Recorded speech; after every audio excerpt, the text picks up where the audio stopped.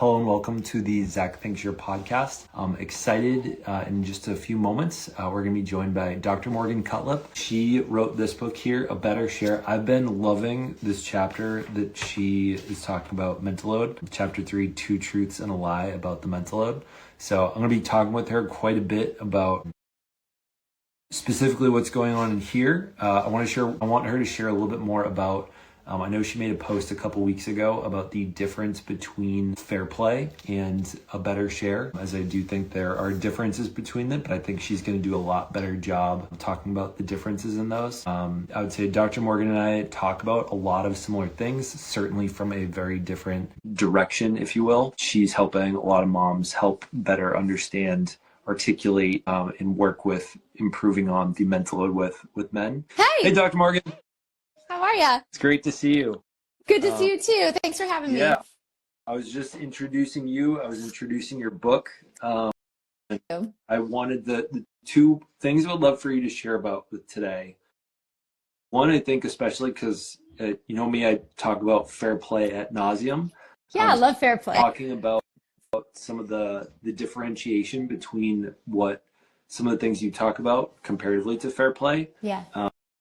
And I'm really loving chapter 3, the 2 truths and a lie.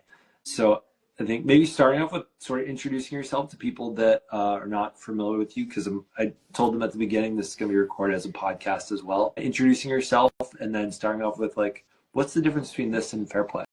Sure. Yeah. So my name's Morgan Cutlip. I have a PhD in psychology, and I've been in the field of relationships for over 20 years. So that sort of frames my position and my approach to the mental load is I almost approach it as a relationship issue, which is part of how I'm different than fair play. In some ways, one of my main skill sets is really taking research and theory and translating it into really practical and tangible tools. Personally, I live in Southern California. I'm from Ohio, though. I have been married for almost 17 years, 2 kids, 9 and 11, and my husband, Chad, I always joke, he's like a dude. So I feel like, in education, in my training, you learn all these psychological theories, you learn the research, you learn personality theory, all this stuff, but actually taking that and using it in your relationship takes some work over time and takes some practice. And so a lot of the stuff I talk about in my book, in my content, is stuff that's based on research theory and best practices in psychology. But honestly, it's stuff I've had to work out in my own relationship. I speak a lot from personal experience and, pushing through some of those tension points that I know you talk about all the time and help men especially with. So I think that's everything to introduce me. So it definitely go for it. Wow, I just talk about my personal life and I talk about my own experience of where I fuck up the mental load. You have a significant amount of training around this. I'm just out here existing, talking shit on the internet. No, it's not true. You offer a really beautiful perspective. And I think that, one of my beliefs is that we have to welcome men to the conversation around this. And I know that that's not always an easy thing to do because there's a lot of frustration around how men show up. But I think that's one of the wonderful things that you offer is that you are offering a male perspective. You're sharing it from a place of kind of this enlightened perspective. And also I'm still will make a misstep. And so you break that down so wonderfully. So it's important. You're an important voice. Yeah. You're an important voice, Zach. So for a lot of my viewers, yeah. I think a lot of people, so I preach about the fair play method. Yeah. And, Eve Rodsky, she approached it from a sort of a legal standpoint. She approached it from a standpoint of having a lot of the pains herself, not necessarily training people to deal with them, but it evolved out of the shit I do list that really took off with people. I'm a facilitator, and I think if I were to boil down fair play into 2 ideas, it would be CPE, taking full planning and execution of something, putting together, along with minimum standards of care of standard operating procedures. Now you talk about sex in here, which I don't remember anything about sex in fair play. No. So, okay, so here are the main differences. Yeah. Just for the record, I adore Eve Rodsky. I adore fair play. I feel like she really just I mean, she started a conversation that has changed the dialogue in relationships. And so her contribution just like cannot be emphasized enough. And I'll share this in a minute, but when I'd actually had already finished my first draft, but her and I had a conversation and she was like, this is what's missing. This is what I'm hoping you cover. And I was like, it's all in the book. And she's like, perfect. So we were really aligned on some of the things I was talking about. So here's where I wanted to just add to the conversation. I don't feel like there is a better solution to the actual logistical handoff. Her fair play cards are genius. It's like tangible. You see it right in front of you. You're actually physically doing it. Like I'm not trying to compete with Yeah. that. Here's what I saw in my community, which is that, and when I hear from women in relationships especially, is that there are a lot of people who can't get to the place where they're actually handing things off and doing that logistical, like kind of negotiation because there's so many barriers to even talking about the mental load. You know, they get the defensiveness, the hardship Olympics, the dismissiveness and minimization. You know, you make things harder than you need to. I don't know why your expectations are so high. So all these barriers get in the way of a productive conversation, and people need to learn and need to know how to navigate some of these things in order to get to a place where they can find a better share or they can find a fair share for navigating this stuff. The other piece that I wanted to add was that the mental load, it's like it starts as this thing that feels really unfair, but then it starts to infiltrate the dynamics of a relationship to the point where then it creates distance, disconnection, coldness, tension, bad attitudes toward each other. And then it infiltrates the sex life. I mean, it has a pretty direct effect actually on your sex Yeah. life, but it starts to like be difficult to figure out like what happened to us as a couple, like what's going on. And I do think a lot of times it can be traced back to stuff that really is occurring around the mental load. So I wanted to approach it from a relational perspective. This is how things start to kind of unravel. This is how disconnection really happens. And what can we do to really try to preserve the relationship, work through some of those tension points, and get to a place where we feel like things are navigated in a way that feels fair to both people involved. So I know that probably I get this question, and I don't make reels on it because I know I'm going to get a bunch of crap from people saying we bear all the emotional labor, and now you're telling us to do more of it. But the question Yeah, I often get is, how do I explain mental load to my partner? And I think yeah. your book, would you say it was more written to men or to women? Because I know one of the challenges with Fair Play for sure is like it was written to women, and when I'm talking with a lot of guys, I'm like, buckle up. Like first three chapters Buckle up. kind of bumpy. What would you say? How do you think it'll be received differently, or maybe the same from? Yeah, I get pushback on things as well sometimes, and I'm sort of like I'm not a very confrontational person. Like I'm very reasonable, but I'm also like this is kind of like the hill I'll die on. So I will kind of go to bat for this, which is a couple things. First of all, just to say, I think the anger that women feel is totally justified. And I think it makes sense, and I felt it. So never am I ever saying that that doesn't have like a place or isn't valid. And I want to add to that.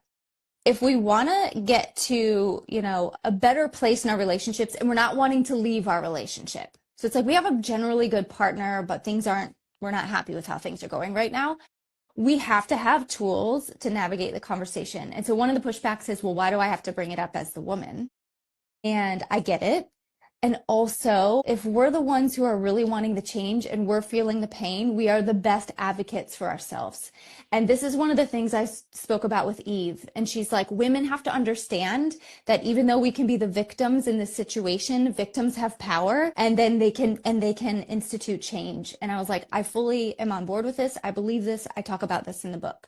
So I think that's one thing that's really important is that I understand it doesn't feel fair to have to bear the emotional labor of this conversation. And I think the mental load is we're playing long game here and we're wanting fairness in our relationships. And sometimes we might have to invest a little bit of that energy to get to a place where in the end it all feels much better. The second thing is I had this like secret agenda of writing a book that men would be able to handle reading that would be palatable and not pandering, not like, oh, everything's fine, but also that was like, I'm not going to come at you hard. I'm not going to attack you, but I'm going to spell it out.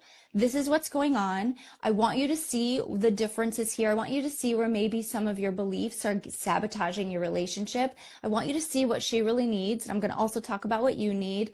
But I really wanted a book that welcomed them into the conversation. And my ultimate motivation for this, I have my son knocking on my door. Hold on, buddy. He's like, of course he's homesick today, but I don't think he's sick. My ultimate motivation was that I wanted to carry the weight for women. If we can get the male partners, if they're going to read this book and they're going to consume it and they're going to really digest this information, then I have handled the responsibility of explaining what the mental load is, talking about what we need, giving tangible tools. And that is like the gift that I wanted to impart. And so I'm hoping that's what's been accomplished. And so far, the feedback has been good from male readers. Yeah, and I was listening to one of the podcasts you did the other day where the guy was like, "Hey, can we fast forward to the better?" And like, I mean, as much as like I know that that is not necessarily the long-term intention. The intention is that the relationship is better. Yeah. I thought you did a good job articulating that owning the mental load really is like a real pretty direct correlation, not causation, but correlation. Yeah. Because who wants to take their pants off when they're thinking about, diaper size changes and knowing that the kids need new soccer gear for the springtime? Yep. And like knowing that your partner is in that battle with you, is carrying that mental labor with you, like is going to lead to better sex. And also, sex is vulnerable. Sex requires that you like strip it all down, and I mean literally and figuratively, and you are giving yourself to somebody. Yeah. So if your partner, if you come to your partner and you're like, I'm so overwhelmed, and they're like, well, you just make a mountain out of a molehill. Like, I don't understand what your problem is. This is just life. Life is busy. Make a list or tell me what to do. If you don't feel like they are safe to come to, and then fast forward 3-4 hours and they're like, you in the mood? It's like, absolutely not.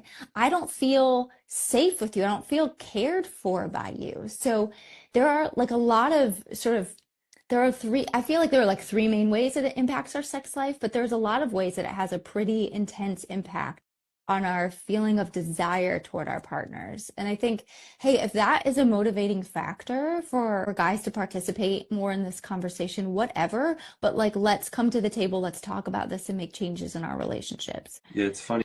It brings up for me, I remember back in 2018, the year we got separated, before we were separated, I remember thinking I was making a joke, but I kind of yelled into, I was talking about, I was probably holding some of the mental load in the domestic labor around our current situation. We didn't have kids at the time, have a dog yet.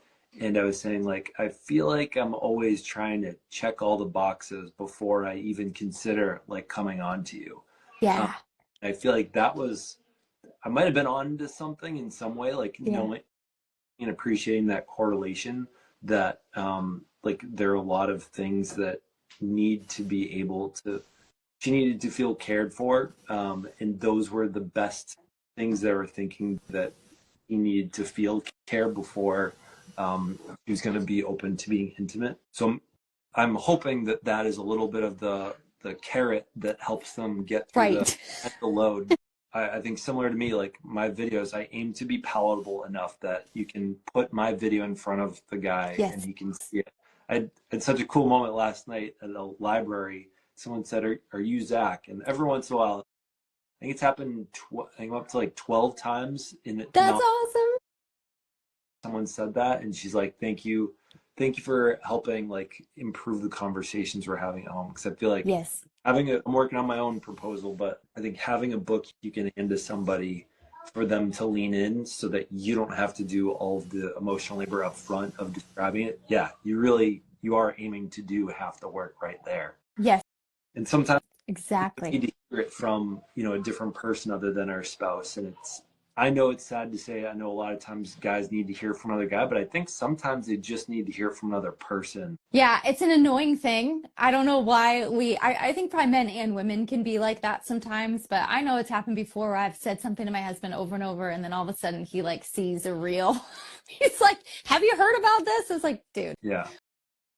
So whatever gets us to the end point, whatever gets us to a place of enjoying each other in our relationships, feeling like things are fair, living in a relationship without resentment.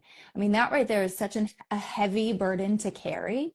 And so if we can move the needle, I think that's what I'm after. I know you are too. What is so coming back to, I know I got Yeah. side from the question. By the way, I know originally we had allocated 15 minutes, but I can go over if you can go over. Yeah, as long as my son doesn't come in. Kids locked outside. So I know that the question I'm constantly asking quietly in the DMs is like, how do I better explain mental load to my husband? What did well in the book in those early chapters to help the men bridge that conversation? Yeah, so I try to really explain it in a number of ways because everybody kind of we need to hear things more than once and we need to hear things in different sort of forms.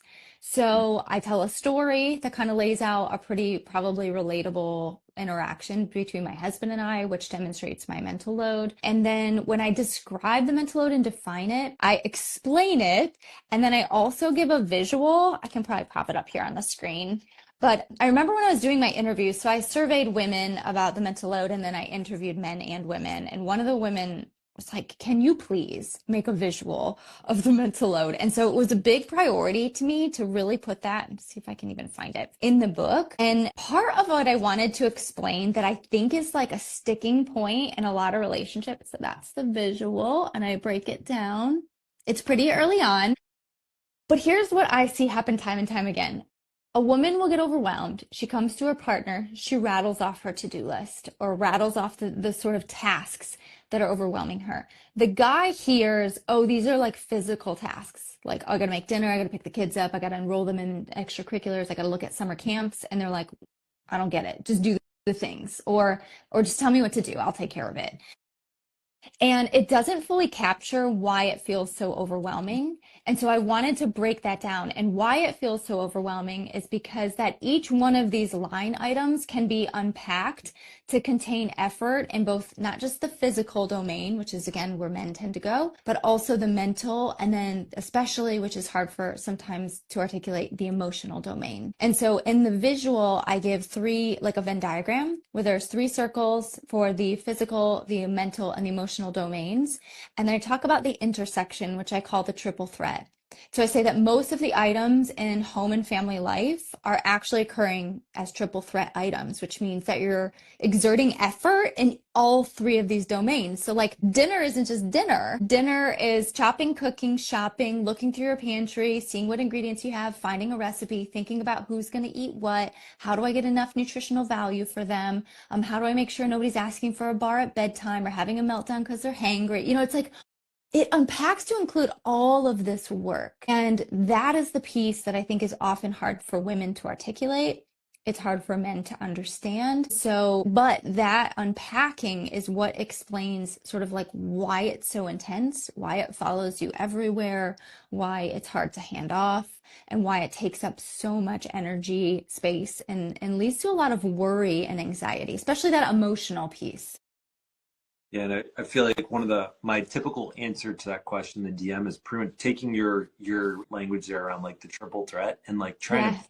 what are the things in their jobs that have the triple threat. So if you're a Yes. sales, doing the emotional labor of making sure you're showing up on time, that your slides look good, that you're having good etiquette in having your conversations in your emails, and then doing the mental load of, I know when I was in sales and like trying to book meetings with people was my job. Um, you're taught to assume some of the sale, and you don't say, "Hey, when's a good time for you to Yeah. meet next week?" You say, "Hey, is Tuesday at 11:30 Yeah. available to you?" And like taking down that decision fatigue. So I think a ton of those triple threat things exist in the corporate workplace, and because we haven't contextualized it into invisible labor, I think that creating it as an objective concept rather than like a domestic only subject, I feel like that, at least those videos that occur to me, is really valuable for them. Yeah, I think that's a great way because a lot of times men can identify it in their work life, but they really struggle to apply that same sort of thinking to their home life. And it's because a lot of what we do in the home is undervalued. It does kind of get minimized in their eyes. So I did a podcast a long time ago with a man, and I was like, if you had a pie chart, how much of your energy and thought is around home life versus work life? And he was like 75% work life. And I think, not to stereotype, but if we were to paint with broad brushstrokes, I think that a lot of men kind of would say something similar. So I think that's such a smart way to describe it to men. I think between the people that follow both of us, I think the chapter 3, the two truths and a lie about mental load, I think everyone is in agreement on the truths. The lie, I thought, was an interesting take on it that Yeah. I'd love to hear you share a little bit more about. I'll come up to it. You want me to describe the lie? Yeah, yeah, please. Okay, so the lie is around the currency we use in our home and family life. So I talk about how in society, currency is obviously money, but money is equated with value and with power. I don't believe that that framework or that model fits in our home and family life, but we tend to just kind of slap it on and operate in the same way. And so when we do that, it does a couple of things. If the default parent is like a stay-at-home parent, then they feel like because I don't earn money, I don't have a right to ask for more participation at home. So they feel less valuable and they have less power. Or if they make less money, they might feel the same way. I think the other piece is that a lot of times the partner who then brings in more money feels almost a sense of kind of like entitlement to more rest at home. And so I put forward the idea of instead of the currency at home being money, it should be time and energy. And it becomes a really easy checkpoint in your relationship. Like when both partners are finally home at the end of the day or they're off of work at the end of the day, they can quickly touch in like, how much time do you have available? Where are you at energy wise? And it's a flexible approach, like a more fluid approach, but let's check in on these two areas and what can you give and what can I give and how can we support each other?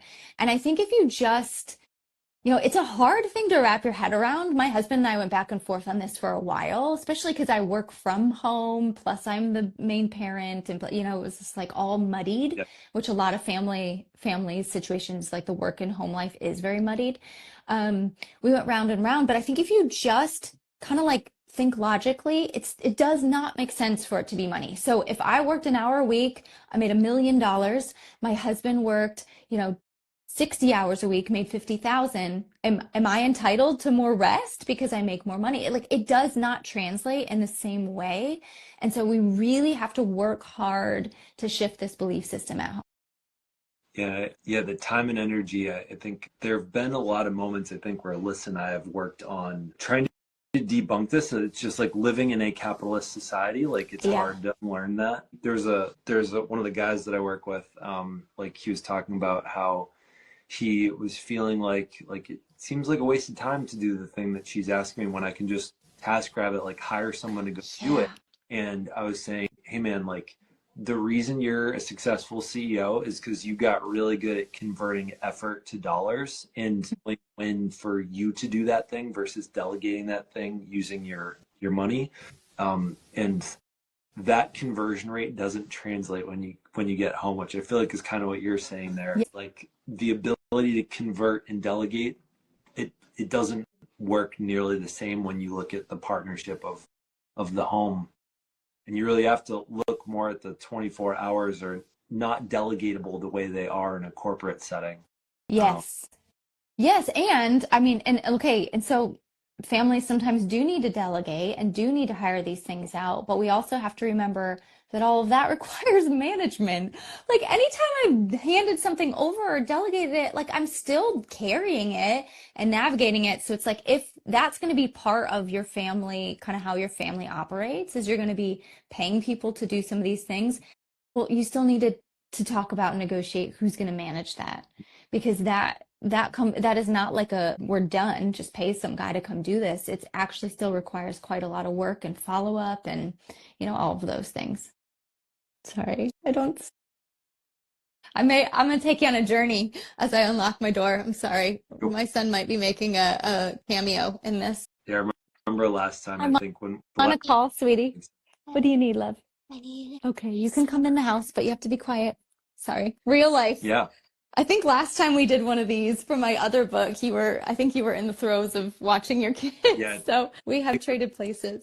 we're in the other direction. Yeah, sorry about that. What do you think, what's been some of the, now I have not produced a book. This is your second one. And man, I remember when I read some of your first one and hearing that you guys thrive on, I think you were talking about like when you guys are doing renovations together that you thrive. I Yeah. was like how do you have clearly a very different dynamic between the two of you. But I also appreciate you talked about like the way that you wrote that book, like you were talking about you had to crank it out in those weekends and your daughter, I think it was having trouble with Mhm. like I'm not, what do you mean I'm not going to get to spend all this time with mommy? And so it was like you were finding that balance of like not pushing aside but acknowledging the shame and or the guilt that you were feeling as a mom and finding like a way to balance that. It sounds like the difference between that book was like it sounds like you were grappling with a lot of like the mom shame, the mom guilt, Mhm. and like almost like figuring yourself out first. And Mhm. this book feels more like bridging the conversation, um, elongating the healing and the unlearning into like a partner Yeah. conversation rather than a self-talk. Yeah, that's such a great observation. And I remember talking with my publisher when we were trying to decide what book comes first. And ultimately, we decided the mom book comes first. And I mean, it's for moms, but it's really a relationship with self book. And way back, way years ago, when I started talking about the mental load, I would often talk about it as a within issue and a between issue. So there is self work that's involved a lot of times when it comes to the mental load. And then there's the dynamic work, which is like, how do we do the fair piece? So the first book is a little bit of my self work, which is like, as a woman, we have all of these internalized messages. Like one piece of it is around having needs, wanting to be that super mom to do it all. We're judged for how well we take care of and show up for our family. We're judged for what our homes look like. We're judged for how our kids are behaving. All these sort of things play on us. And I talk about in the second book, like the game's kind of rigged in terms of setting us up to carry a lot more as women. And so part of at least my story, and I think a lot of women's story, is that we have to develop, I say this like with an asterisk, but like we have to develop a healthy sense of entitlement to step into asking for what we need and to shifting the dynamic. Modern family life is changing. The way my parents did things and many of the previous generation, how they did things is very different than how we're functioning now. And so we have to adjust, but we're like using the old models and we're like applying them to our life. And so it's tricky to like be like, okay, wait, this is what I saw. This is how it's been done. Now we got to do it differently. So I've got to unlearn some things. I got to make some changes and I have to operate a little differently in my relationship. And then you throw in, another person and you're like, hopefully they're on board with these changes. And sometimes it's a slow grow or sometimes there's tension. But I think, both pieces is like part of the puzzle to making these shifts. When you zoom out in like terms of like the big picture perspective, all that we're doing, all the work you're doing, Zach, all the work I'm trying to do is like we're trying to shape the next generation of family and relationships. Because if we do this work now, our kids are going to see something different, expect something different, and they're going to take that into their partnerships. And it's going to have this like tidal wave effect, which is so powerful. Anyway, I think it's just such important work. Yeah, I feel like the one video that really changed my mind about like two concepts. One video, one was like when I heard that the word parenting wasn't even like a thing until like the 80s or something. That Yeah. like the 50s, it was just like I don't know where the kids are. I think they're breathing, like mentality. And then today we're like, especially the good old 2010s of Instagram created Yeah. this very perfectionist experience that people had coming on Instagram being like, oh my God, why doesn't my kitchen look like that? Why doesn't Yeah. my living room look like that? And then like I think it was I was hearing a mom talk about last night. I had to be up at midnight for when swim lessons practice slots were open. If I Oh, didn't yes. if I didn't get to them within the first like 2 minutes, they're all gonna fill up, and then my kid misses out on eight. Like they're like 8 weeks behind their classmates, and then they're in the Yep. and like there's like unraveling of their entire young social life, and just thinking like that's the world we live in. Yeah. That it requires like a corporate business level of management and thinking for our kids to thrive, seemingly, versus Yes. it was like show up to the park and hope there's a lifeguard. Totally. Like you watch The Sandlot. Like they're not even supervised. I don't know how accurate it is, but I'm like, that looks kind of nice. Yeah, I think that's like another piece that isn't, it's just not talked about a lot when we talk about the mental load. And somebody's kind of asking about this, but the way we're doing family life now, and I'm not saying that it's wrong or I'm not, judging that. I mean, I'm in it, I'm doing it, but the amount of responsibilities we have on our plate, the amount of like expectations we're striving for, the way that we're parenting to really foster a development of emotional intelligence, the cost of living and all that that requires in terms of just individual hustle, the standards we have for how we keep our home. Like I remember homes growing up were like really messy and cluttered. I don't see that. I don't see that very often when I visit people's homes. Maybe they're like cleaning up beforehand, but it seems like things are changing. But the way that we do modern family life is almost like more than two people can handle. Like, I think we have to remember that. And I'm not saying this is taking away from how partners need to step in more, but I think also sometimes it helps to just kind of like call out the massive elephant in the room, which is like, oh my gosh, life is wild, is busy, and it's kind of like this relentless onslaught of demands on our time and our attention and our effort. Like last weekend, I think I folded laundry for like 3 or 4 hours, and I have help with laundry. Okay. So like I'm gonna be totally transparent. I have help with it and I folded it for 4 hours. I cleaned the kitchen for like an hour and a half. And my husband all weekend was doing stuff too. He was doing our taxes. He was spraying off the decks, which I had asked him to do. And like we had talked about, he was taking care of a bunch of other things. And I went to bed that night and there was a new pile of laundry to fold and the kitchen was messy. And it's not like we weren't both Yeah. working. It's so I think that's also just like, let's call a spade, which is like, it's a lot. It's a lot on modern families, and we are navigating a lot as couples, and it's exhausting.